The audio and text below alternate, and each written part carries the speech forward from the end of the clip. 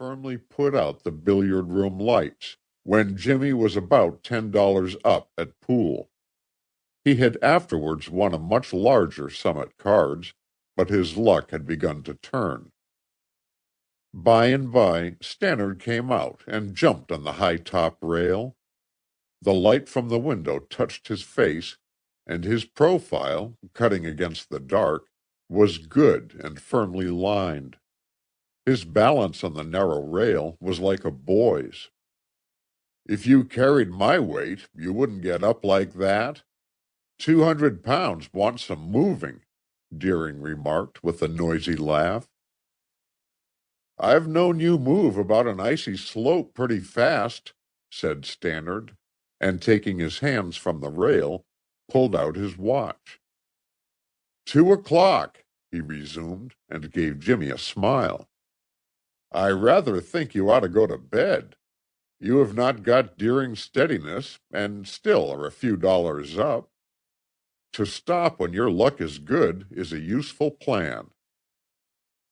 "My legs are steadier than my head," Deering rejoined. "When I played the 10 spot, Jimmy saw my game. Cost me $5. I reckon I ought to go to bed." Jimmy frowned. He was persuaded he was sober, and although Stannard was a very good sort, sometimes his fatherly admonition jarred. Then he had won a good sum from Stannard and must not be shabby. The strange thing was, he could not remember how much he had won. "To stop as soon as my luck turns is not my plan," he said. "I feel I owe you a chance to get your own back." "Oh, well, if you feel like that, we had better go on.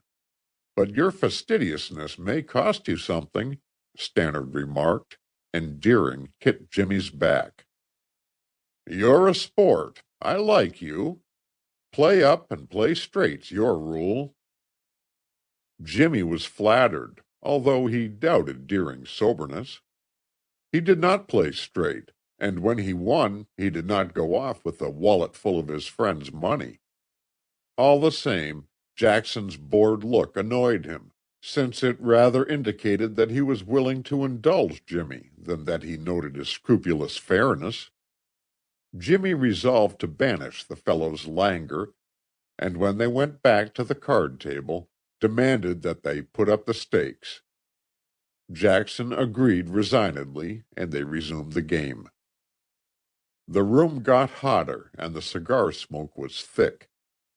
Sometimes Stannard went to the ice pail and mixed a cooling drink.